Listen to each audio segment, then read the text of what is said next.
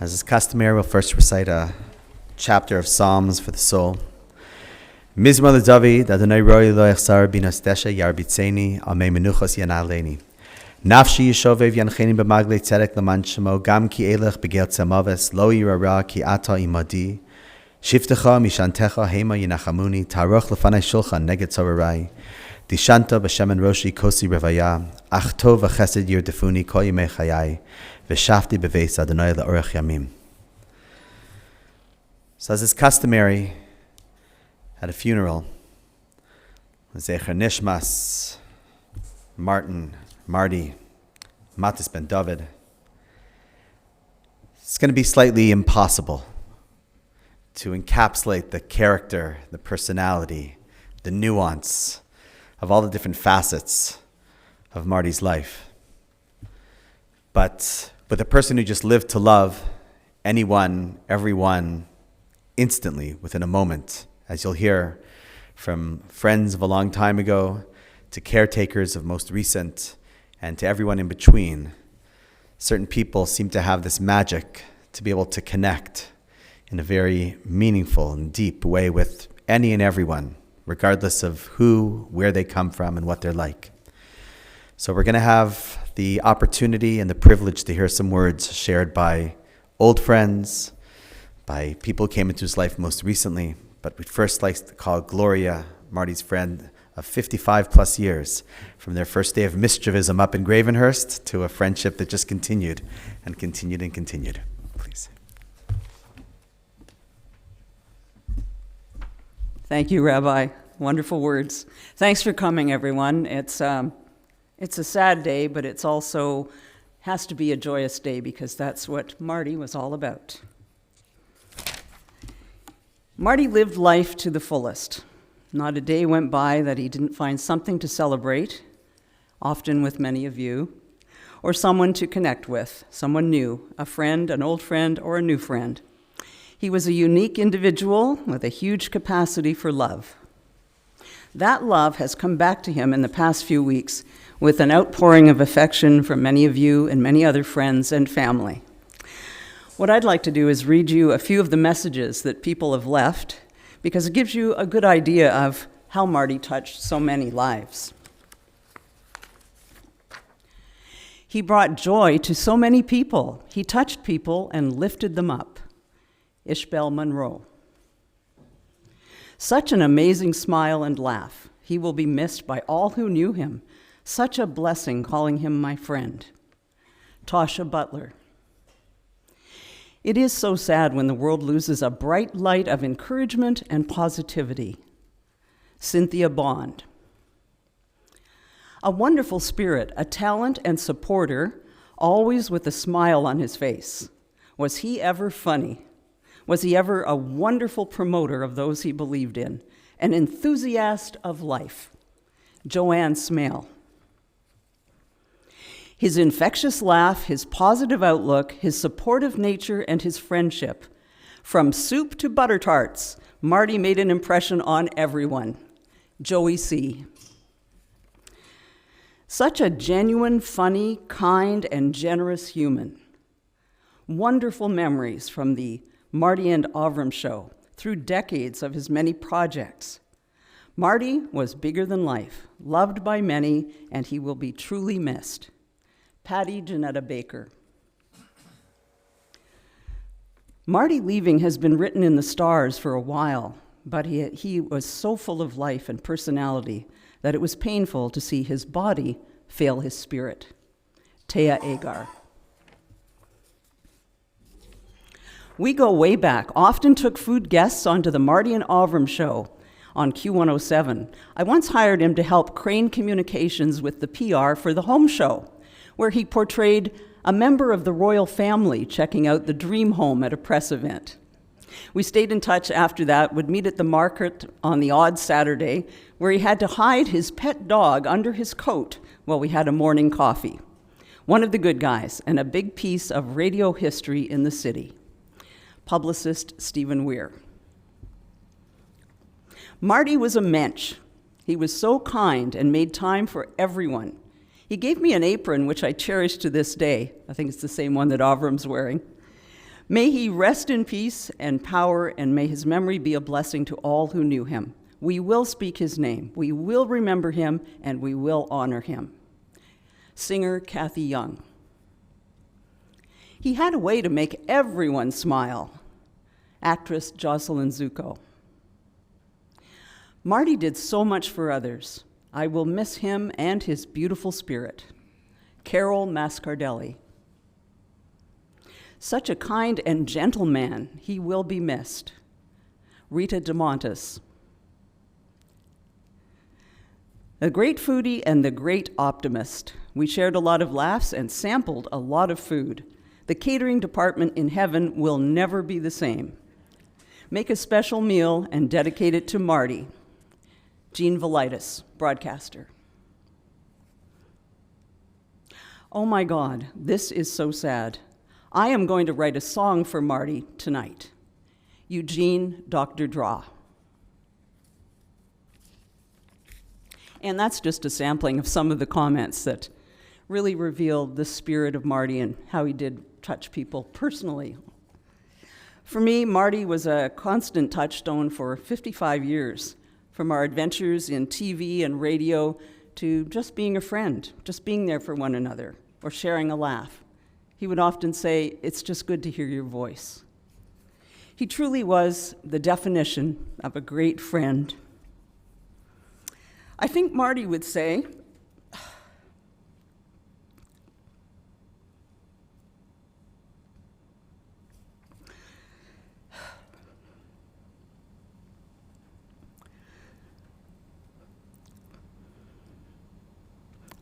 the best way to celebrate his life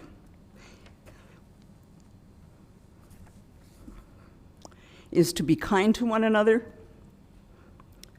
forget past grievances, and be thankful for all you have. And most of all, yes, have a good lunch, for Marty knew food brings us all together. Thank you. I hope you remember him well. And now I'd like to bring up somebody who was very special to Marty, especially in the last few weeks and months of his life. A personal care worker who got very close to Marty, who cared above and beyond the call of duty. Would you please welcome to the podium Mark Raymark Carrion. Thank you, Mark. An angel. Hi guys, I'm Mark, one of Marty's caregiver. So, are you strong? This is the first question that Marty has asked me during our first meeting. It's a bit odd for a work interview, but all he wanted was to make sure that I am able to help him mobilize his legs when his legs started to get weak. He kept saying that he is blessed to get help from us. But for me, I am more blessed to have met him. He has inspired me in so many ways, and I am not much of a talker, but Marty always knows that to start small conversations. Marty is one of the sweetest, generous, and most selfless persons I've known. He never failed to check on me even though he's the one in the sick bed. He always tries to crack some jokes and fill the room with laughter. He would always say that my jokes are bad and I need to go to joke school because he's the best. But still, we ended up laughing. I guess it's not that bad after all. I would surely miss our morning talks and your phone calls to check if I was on my way and if I got home safe. I would miss your voice saying, "Hey Siri, call Julius. Hey Siri, call Gloria."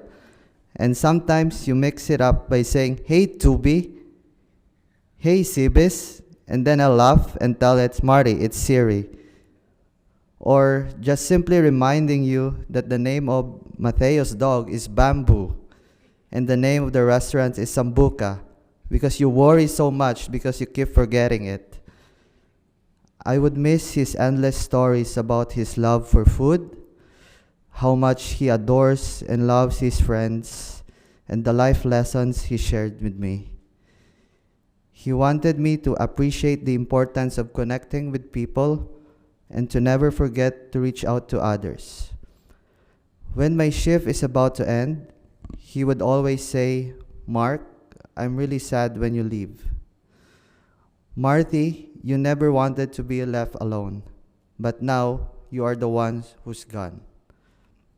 And today, as we bid farewell to you, Marty, we are the ones who are sad.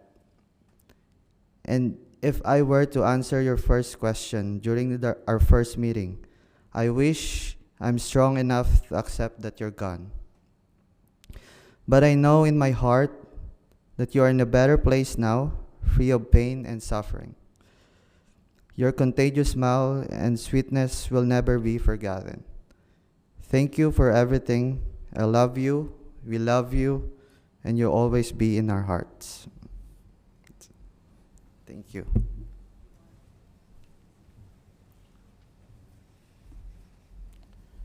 I would like to ask Mark, another caregiver that's here,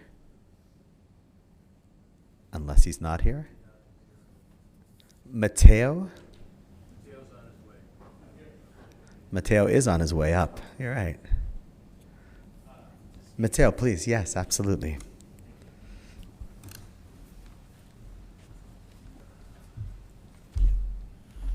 So I met Marty 15 years ago, and I remember my first impression very vividly. As he sauntered over to me, he introduced himself to me, and it was at a time in my life where I was pretty low in terms of struggling with my mental health and coming from challenging events like the loss of my mother.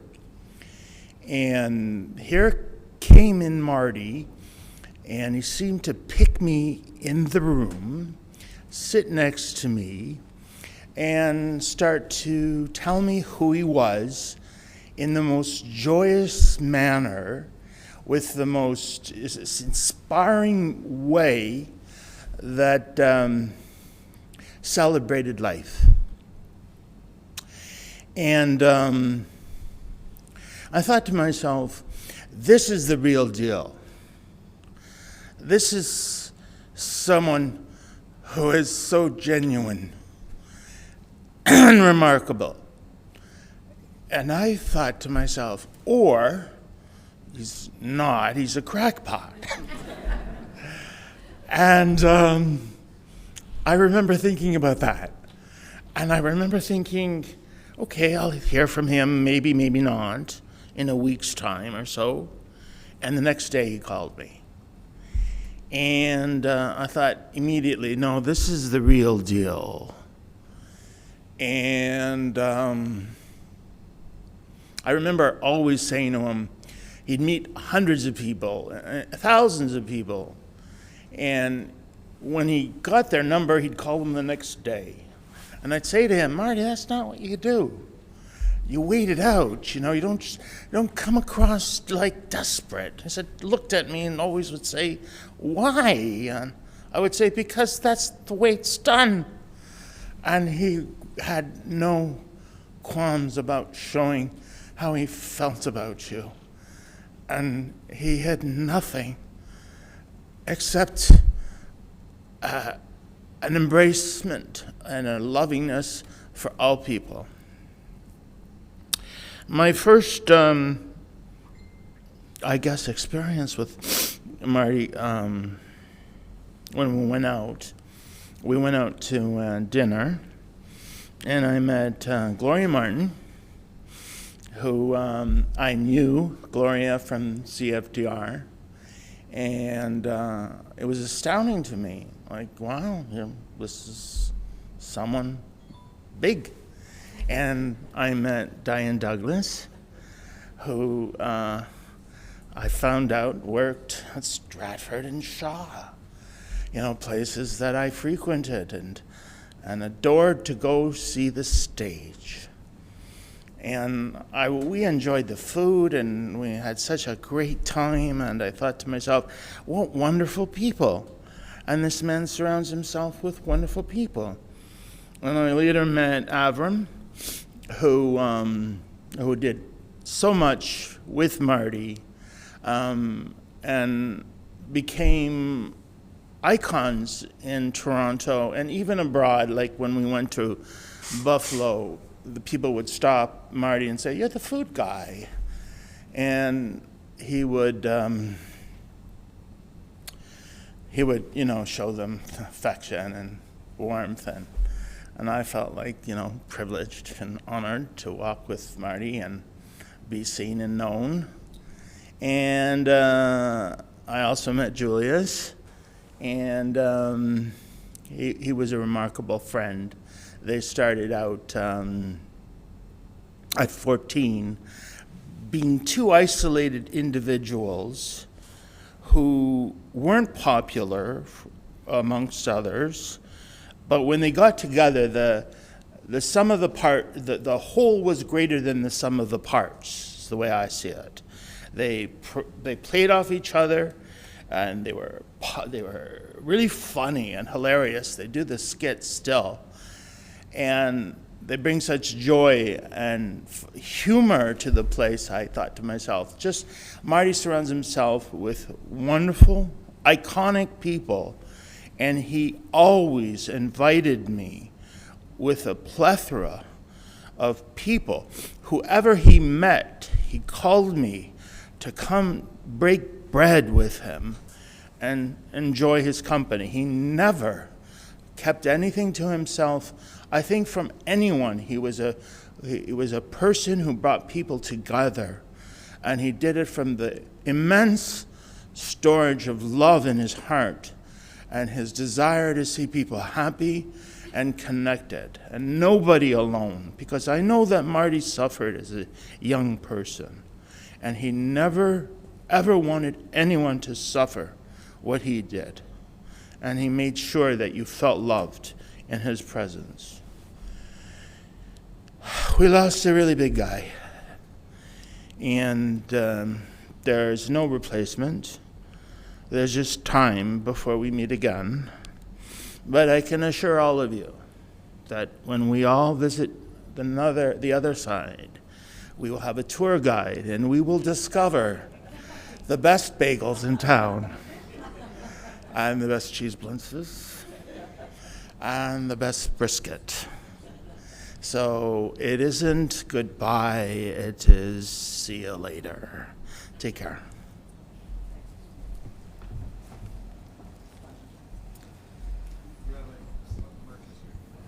Mark, would you like to share a few words?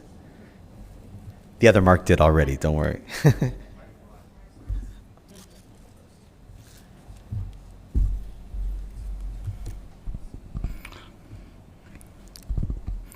Good morning to each and everyone. Marty, it is with a heavy heart that I make this message, but also with deep gratitude for the time we shared. I still can't believe you're gone. It feels like just yesterday we were having one of our many conversations, sometimes light-hearted, sometimes serious, but always with the same care and concern for each other. From the very first day, I could see the kindness in your heart. You were always more concerned about my well-being than your own. You would ask, "Mark, did you sleep? Are you getting enough sleep?" Even when I was working through the night shifts, staying by your side, you always wanted to make sure I was okay. Just like how you would ask, "Have you had dinner? Do you have enough food?" And when you offered me that bread and peanut butter, your comfort food, I couldn't help but smile. You, with your gentle nature, wanted to make sure I had something to eat, even when you didn't feel your best. I'll never forget those small acts of kindness that showed your big heart. Yes, we argued at times. I understood the stubbornness in you, Marty, because of everything you were going through. But even in those moments, I could see beyond the frustration, the pain, and the tiredness, because I knew deep down you were just trying to hold on. And after a few minutes, just like always, we would be okay again. Those moments of tension never lasted long because I understood that you were just trying to take control of what you could in a world that was increasingly out of your hands. And then there were the days when you would ask me, Mark, will you leave me? It broke my heart every time because I could feel your vulnerability. And I will always reassure you with my promise. No, Marty, I will take care of you until your last breath. Seeing the relief and the happiness in your eyes after I said that made me realize how much my words meant to you. You fought so hard, Marty. You truly were a fighter, and even though we both knew the battle you were facing was tough, your strength, determination, and the love you shared with those around you were a constant source of inspiration. I will never forget the way you smiled when you heard those words from me. It gave you peace, knowing that you were not alone in this. And in return, you gave me something I can never fully express, your trust. Your confidence in me to be there, to take care of you, is something I will carry with me always. It, it was an honor to be a part of your life, to walk beside you in this journey, and to be the one you turned to when things got tough. Marty, I will miss you more than words can say, but I will always carry with me the lessons you taught me, the importance of caring for others, the strength that resides in vulnerability, and the power of simple acts of kindness. You were not just a patient to me, you were a friend, a confidant, and someone I deeply admired. I'm grateful for every moment I spent with you, for every conversation, and for the privilege of being there for you. You fought a hard fight, Marty, and I will carry your spirit with me as I continue to care for others. You may not be there physically, but your impact, your kindness, and your strength will always live on in my heart. Rest easy, my friend. You are at peace now, and I will never forget you.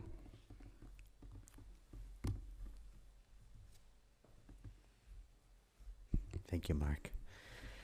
We'll now go back years, even before Gloria came into the picture, with Marty's oldest friend, Julius.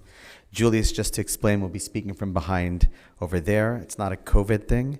In the Jewish tradition, we have tribes that date back their legacy all the way to the temple period, and they're sensitive around moments of death, as we all should be.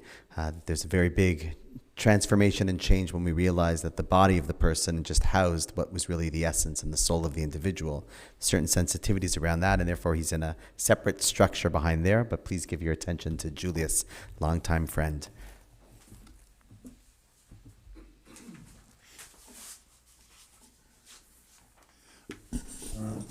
Marty, I never thought I'd see this day.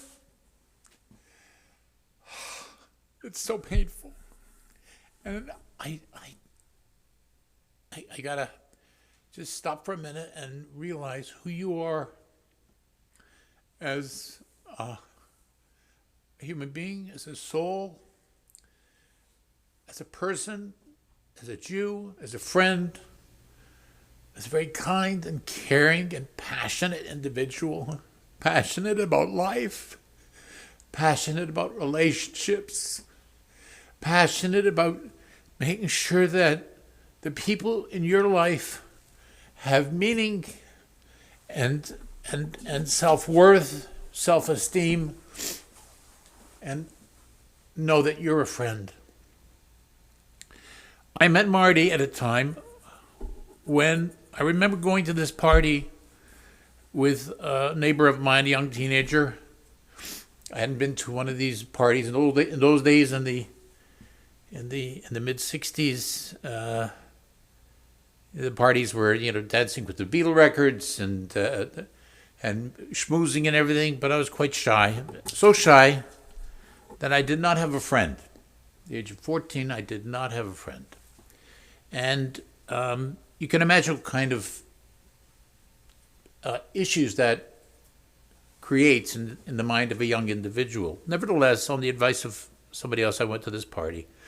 And similar to what Matteo shared just earlier on, when I got to that party, I was very insecure, very lonely. But I, hung around until this very friendly individual walked over to me, introduced himself, Marty Galin. And it was like a credible experience of having somebody actually just want to reach out to you and welcome you into his own heart. And within a very short period of time, it was clear that he was becoming a friend. And that is exactly what he did. Through a period of often many conversations and phone calls, we got to know each other. And through his sense of humor, we start meeting other people, bringing laughter onto other people's lives. But what was really beautiful about him is he woke up in me a sense of identity of who I was as an individual, to be able to discover myself for the first time, which is something that I wasn't even aware of. And through his friendship, his warmth, and many conversations not only taught me to understand who I was and to be able to communicate with others, but to understand him in a very significant and meaningful way.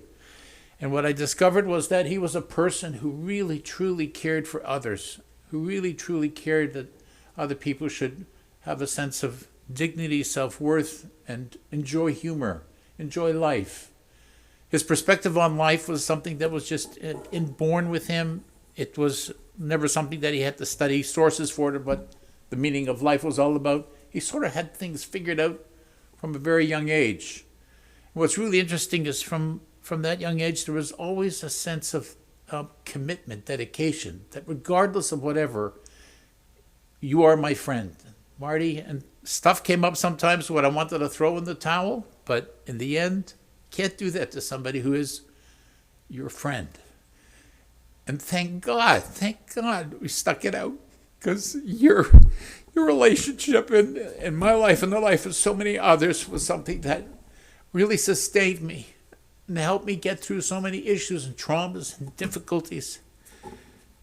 And many of my friends, my relatives, also became very warm and friendly with Marty. You couldn't have an event without Marty, whether it was a Sabbath table, a Passover Seder, a birthday party,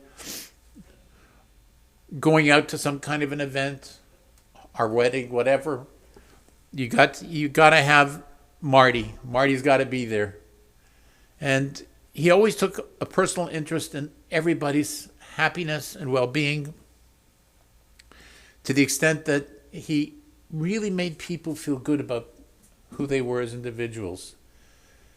So as I share the opportunity to share my love and dedication for Marty, I remember just in the last few weeks, while Marty was in the hospital, having a very difficult time. And the sad part was visiting him in the hospital. Sometimes the visit had to come to an end and you had to go. And Marty would say, "No, don't go. Stay another 5 minutes, another 5 minutes." And his passion and his desire to want to keep you there with him so that he could have the comfort and the knowledge and the security of knowing that he has his friend with him, whoever we were, was something that he just didn't want to let go of. And now, oddly enough, Marty, we have to let go of you. And we all love you so much. You were a true friend, an advisor, a counselor, a psychologist, a teacher, a mentor. You had so much. It's true you had a lot of stuff that some of us didn't like. It's true that sometimes you really annoyed us. But in the end, we wouldn't all here be today without one common thing that we can all share, that we love you so much. So Marty, now you're going to be in Olam Haba, the world to come, where your pain can come to an end. You get a chance to enjoy being with your parents, your grandparents, and all our loved ones that have gone before us. I'm not looking forward to the day that I got to leave this world, but I do know that one of the things that I do look forward to is when I do get to the world to come, you're going to be there welcoming me and all others with open arms.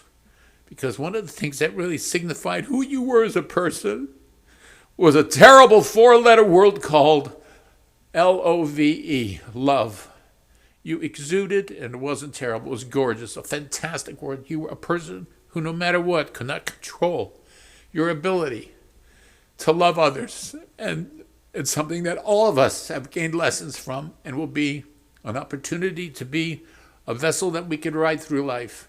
So thank you, Marty, Matis Ben David, for being the incredible, fantastic, gorgeous individual that you are.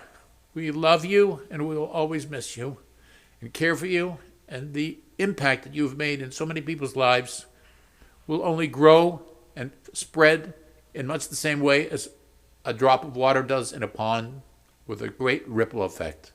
Your impact on the world will never stop. Thank you, Marty. We love you.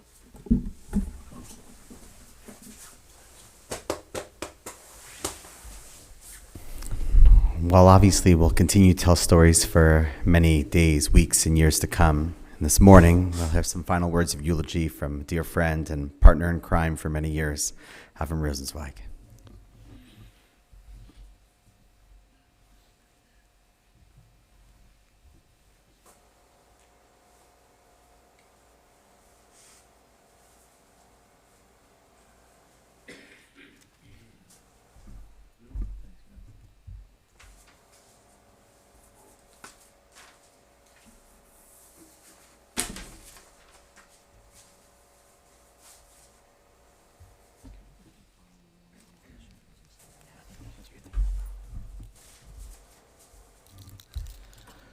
By the way, I just got a text that before Marty died, he hired a phone company to call all of us 5 times a day for the rest of our lives.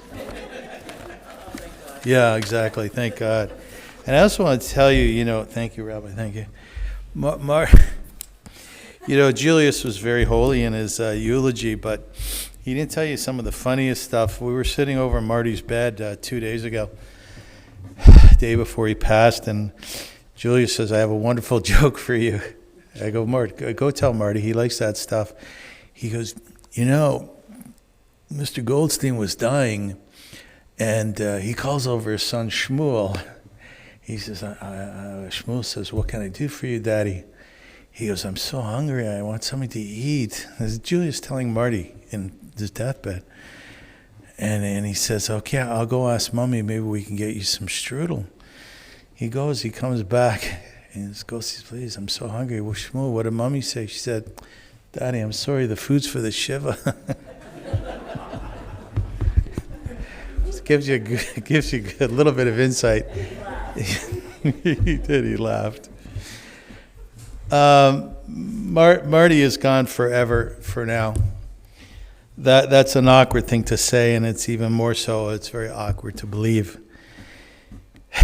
It's as if the moon was removed from our sky or the sands from the beach. With his passing, with his death, there's a certain imbalance, an unevenness, a bumpiness along our road that won't ever really go away. It is as if our heart has stopped even momentarily, and somehow we need to get it started again. But how do we do that? How do we breathe again? How do we walk alone? So Marty and I were never married, but we are forever attached at the hip. and forever a team called Marty and Avram, the food guys.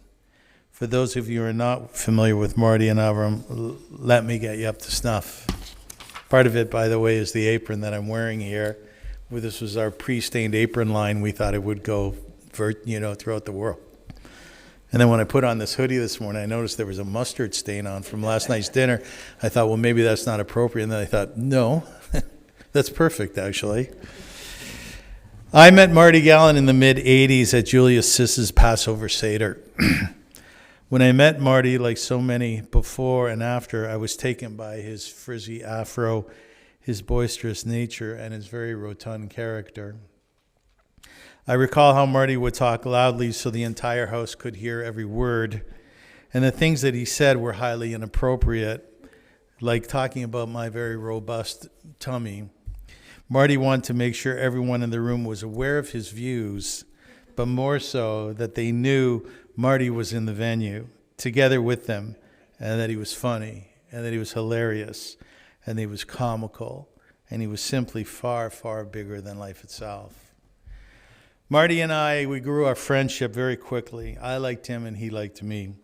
And over a short period of time, my new exciting friend and I began spending a lot of time together.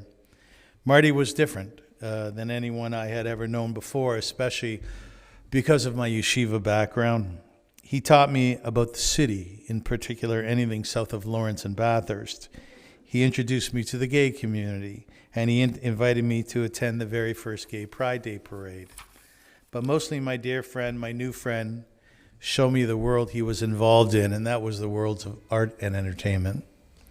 Marty was an actor. He was flamboyant. He appeared in small parts in movies like North 44. His persona in film was the same as in life. He was hilarious, embracing a sort of slapstick humor that filled the big and small screen alike.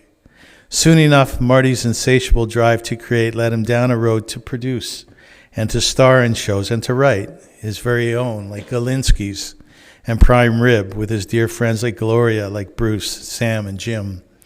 I was mesmerized by Marty's life, by his following, and his desire to make everyone part of his vision and his passion. I wanted to be part of that world and escape from the stultifying component of my yeshiva upbringing. I wanted so desperately to breathe freely and see what the broader world was all about. Marty offered me that, as he did so many other people who tripped over his charm and his charisma. Soon enough, we eased into the 90s, and my awareness of Marty's downtown world grew. I understood more and more about his incredible drive to actualize the gift from within his spirit, that being to act and share happiness everywhere, always. Slowly but surely, I was coming to life. Marty was making sure of that. Everyone and their posse knew Marty Galin.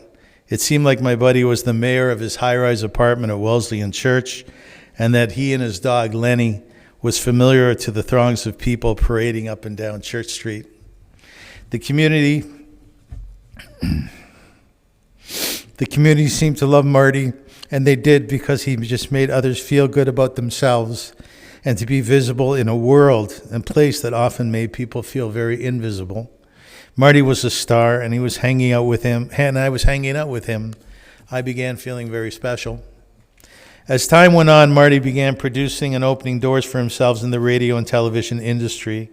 Sometime around 1995, when I was about to launch a Jewish nonprofit called V'Ahavta, Marty told me he was going to be a writer for a gay magazine. Well, that didn't surprise me one bit, except for the fact that he didn't own a computer. He wasn't much of a writer, and rarely, if ever, took notes of the world around him. But before long, Marty began producing articles about local restaurants. There, with his pencil on pads of paper, the old one with coils around the spine. Now, I believed in Marty's abilities to make this gig happen, so I asked him if I could join him as a restaurant critic, knowing next to nothing about any food myself except gefilte fish, cholent, and kosher brisket. Marty agreed, and then I became tenderloin, and he became Phil A. Marty would write the first draft, and he would hand it to me, and I would type it onto Word and hand it into the magazine's publisher. Every single article written was well accepted and published. Marty's trick was simply to be himself in pen and on paper, and he demanded that of me as well. This was the beginning of Marty and Avram and thousands of free meals across the city. One day, Marty told me that his very dear friend Gloria Martin of CHFI, a dear friend of all of ours, and a star on radio, told him that Talk 640 was looking for on-air hosts to produce and host their own shows. Marty called the program director and asked him for an audition. We were granted one and appeared one day on the Horseman Lederman's show, talking crazily and over the top about our restaurants and food experiences, which were quite limited. The program director called Marty the next day and he said, if you want one, there's a job here for you, a weekly food show. Now, Marty and I had never done radio before, especially live, and I remember the jitters we accepted that we experienced the very first Sunday morning. The moment arrived, the producer flipped on the "you're on the air" sign, and there we were, supposed food and eatery pundits, yakking about local eaters and debating the reason for going to a restaurant. 1, the food. 2, the ambiance. 3, the service. I sweated then and for the next 10 years, quite frankly, hoping and praying that nobody would ask me any questions about food. But Marty, he had no fear at all. He was completely convinced that he was an amazing chef, and his turkey basted in Coca-Cola and orange juice convinced him of that, right? Well, good morning, I said. Welcome to the Marty and Avram Food Show. The music wound down. Only Marty and I were left feeling somewhat naked and incredibly vulnerable, but surprisingly electric with life and a powerful desire just to talk. And we did. I turned to Marty and I said, "So Marty, here we are on live radio to talk about food. Let me ask you, do you even like food?" Well, he gave me that look that he would 1,000 times over the years. His stare down said, "Don't screw this up, Avram." He knew that I could be a kochleffel, I could stir the pot, and he wanted to make sure that we had a success. Loving but contentious we were. We were off the wall, really knowing little about food other than the thick, highly caloric Eastern European dishes I had been exposed to, and Marty's knowledge of pasta plates at the spaghetti factory, where he had been a waiter, and not a very good one. The thing was, we really loved and respected each other, but we were just so different. We'd fight all the time, bickering like an old couple, but as soon as the on-air light went on, we were magic. Things started to come together. Marty and Avram, the food guys, the show barreled forward with zest. We learned more and more about cooking terms and the plethora of eateries in our fair city. We began to know where the best calamari was, which of course is at Yevsov's. Very good. And that Louis XIV was $300 a shot. Mistake we made one day. We'd eat at Ruth's Chris with an entourage of 15 people or so, discovering that a steak could be in excess of 50 ounces. Our show was on fire, and people were listening, and they were calling in. In fact, one of the first calls that we got was from a creep who said about spewing anti-Semitic garbage about us. Why, he asked our guest, the Galloping Gourmet, the late Graham Kerr, and his wife, lovely wife Trina, were you two hanging out with these 2 Jewish boys? Trina took the call like a gracious Southern belle and rebuked the caller in her thick drawl, stating, "Well, Graham and I just adore those Jewish boys. We're honored to be with Marty and Avram, and I suggest to you, caller, to go out and find some good Christian goodness." Amazingly, throughout the years, 10 years together, Marty and I never again received an anti-Semitic call or notes. The Galloping Gourmet and his wife always held a special place in our hearts. Because of Marty's highly effusive and likable nature, no guest was out of bounds. During the week when we'd prepare the show, Marty would regularly tell me that the guests we'd have on the show that week were such individuals as Michael Bublé, Harry Belafonte, Jose Feliciano, James Carvell, and James talked about his great love for the Passover Seder and crawdad matzah, unleavened bread. Sure enough, the day of the show would arrive and megastars would walk into our tiny studio and quickly pick up on the quirky, often out-of-control culinary environment.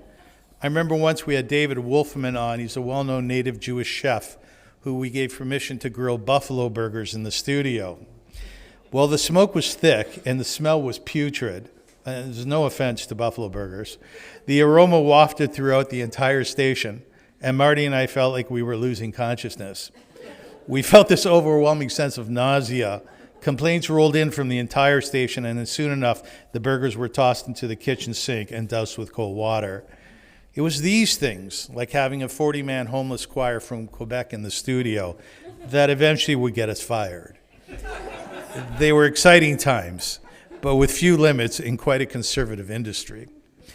But no matter what Marty and we always bounce back. And because of Marty's genius, his brilliance, his brilliant way of integrating himself to others, we were gifted with such experiences as singing on-air classic songs like Light My Fire with Jose Feliciano. And Marty and I sang the Banana Boat song with Harry Belafonte. And of course, we were always privy to magnificent dishes cooked up by world-renowned chefs like Massimo Capra, Michael Calavera, Michael Statlander, Mark Tewitt, and Mark McEwen.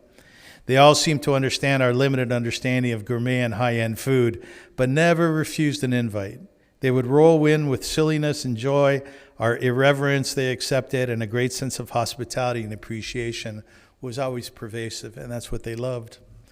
Over the years, guest chefs from around the world would continue to join us, as would sommeliers, hoteliers, servers, and restaurant guests. The only one who would ever refuse our invitation to the Marty and Avram show was Susur Lee. We never forgot that and made sure the listeners didn't as well. And in fact, we're making sure, right, Marty, that no one forgets that here. Renee Unger of Renee's Cellar Dressing was a regular on the show, as was the amazing Massimo Capra, our friend and brilliant international chef and restaurateur. Diane Douglas, our very dear friend, had a regular feature on food and local restaurants, which we simply loved, and she just loved being with us. Everyone just enjoyed and embraced being together, and they did because they knew at the heart and soul of our show was the one and only Marty Galin. Guests from all parts of the city, of the province, of the country, and in fact the world would join us, and it always seemed like they were best friends with Marty. The vast majority of them would stay after the show to join us in the green room for a feast and would stay in touch with Marty for years to come. Those high-profile women and men who were often thought of as being snooty or cocky cooks and chefs embraced Marty because he embraced them with a hug, with kind words, and mostly with authenticity. I'd watch carefully as Marty would take a forkful of Massimo's beet risotto in his mouth, close his eyes, and promptly say, "This is the best risotto I have ever tasted." It was as if the room was falling in love at that very moment, and at the very center of that culinary romance was the inimitable Marty Galin. Our beautiful companion, Marty, would cut a piece of Mark Tewitt's chicken brie sandwich on sliced multigrain, essentially a roasted chicken breast with a cranberry jam, a mew mustard, and brie. He'd savor the taste for a moment and then another, and turn to the guests and say, "I have never enjoyed a sandwich so much as this one." And then Marty would look at me and say, "Avram, is this not the best brie sandwich that you've ever had?" And of course I'd say yes, even if it wasn't, because the show wasn't really about food. It was about the love happening in that tiny space, initiated by the man himself, who knew better than most how to love, and that was Marty Galin.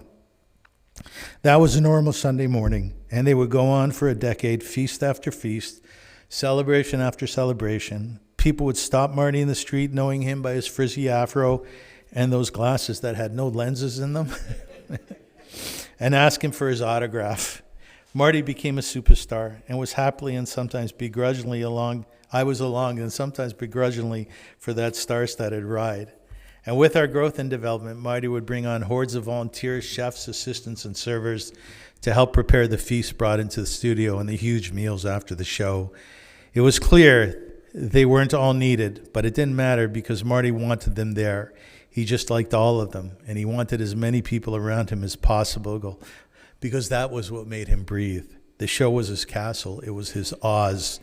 And to Marty, there were never too many guests, too many visitors, or too many helpers. And even though I complained about the masses he brought out, saying in my stodgy old way, "Marty, you know what? We're going to get fired." You know what? We just kept going. And I will tell you today that I was wrong.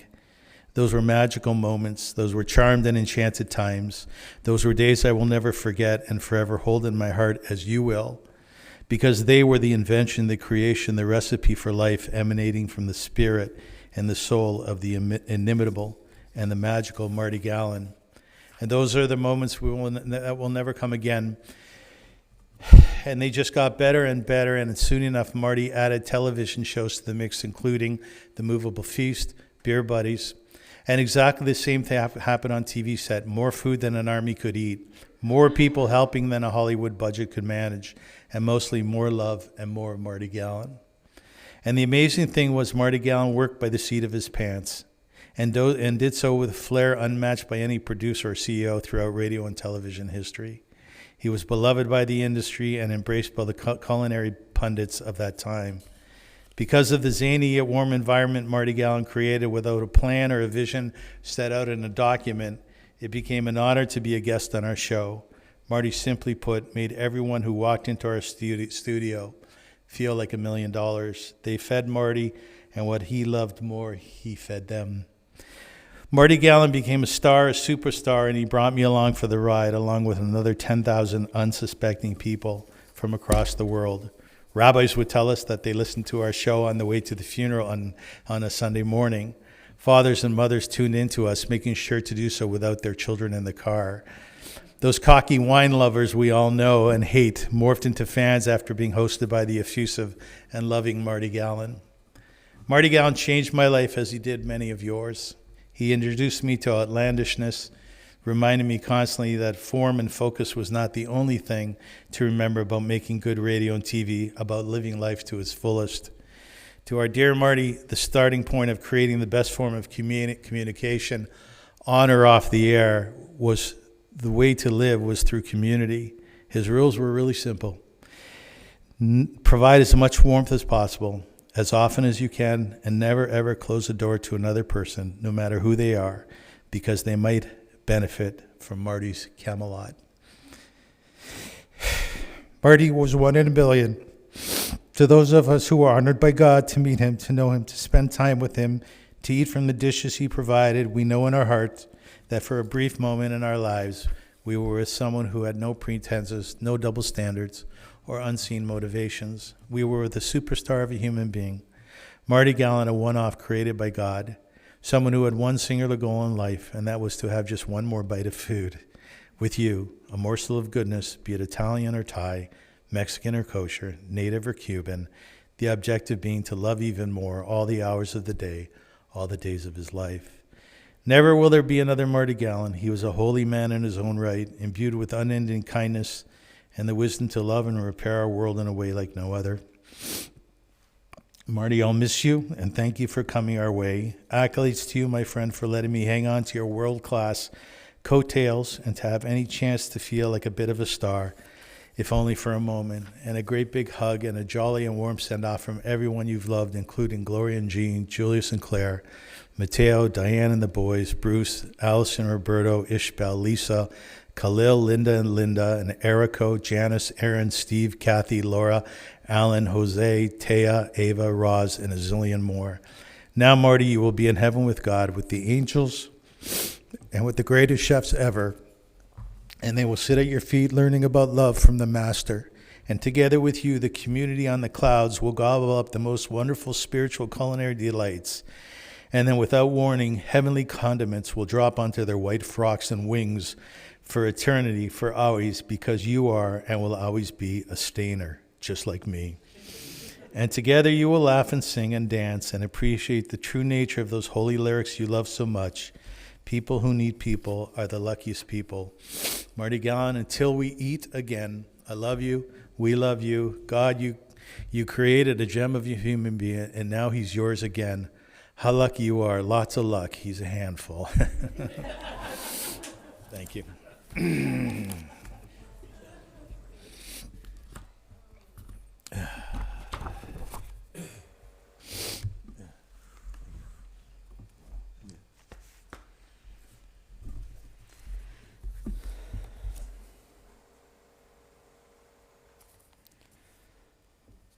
Just before we recite the memorial prayer, two things come to mind. Speaking of acting in theater, I remember seeing an interview when Siskel and Ebert unfortunately was sick later on in life and he was unable to eat. and he had to eat through a tube, and they asked him whether he missed food, eating food. And he said, you don't understand, it's not about the food. It's about sitting at the table with people over food. That everything in life is about the connections that we make. Remember the first time we took a road trip with our family down to Florida, we passed through some very, Bible Belt states, and there was a big billboard saying, "Love your fellow like your neighbor. Love your fellow neighbor like yourself, God." And then in small words, "I mean it." Now we have a major principle, "V'ahavta l'recha kamocha," love your fellow neighbor like yourself, and we say it so easily. But for a person to really love every fellow like himself, no matter where they come from, no matter who they were, it could be the awkward giant who has no friends at the age of 14 at a party. It could be his wonderful caretakers, friends of old and new friends along the way, all equal, just good souls to connect to, and realizing that we're in this world to make those connections. I just encourage people to share stories, more stories. When you listen to what other people have to share, you realize that there is so much to learn, so many examples to follow. May he continue to inspire much goodness in this world through his memory and bring lots of light and love to each other. Please rise for the memorial prayer. El malei rachamim, shochein b'meramim, hamtzei menucha nachon al kanfei hashchina, b'malos kedoshim utarim, kezor harakia mazhirim, es nishmas Matis ben David, shalach le'olamo, Bavur shanachnu mispalim bad haskaras nishmaso began Eden tei menuchaso lachein balarachamim yastira b'seiser kenafav li'olamim v'yitzra b'tzrachemis nishmaso Adonai hu nachlaso v'yanuach b'shalom ha'mishkavo v'namar Amen. God, full of compassion, who dwells on high, grant proper rest on the sheltering wings of your presence, the lofty levels of the holy and pure who shine as the brightness in the firmament, unto the soul of Marty Galin, Matis ben David, who has gone to his world, and for those whose memory we pray. May his rest be in paradise. May the Master of compassion bring him under the cover of God's wings, bind his soul in the bond of life. May the Lord be his heritage. May he repose in his resting place in peace. And let us respond and say, Amen. Amen. Will the pallbearers please come forward? The interment will take place in Bathurst Lawn Memorial Park, where that is, as well as Shiva details can be found in the small little booklet provided.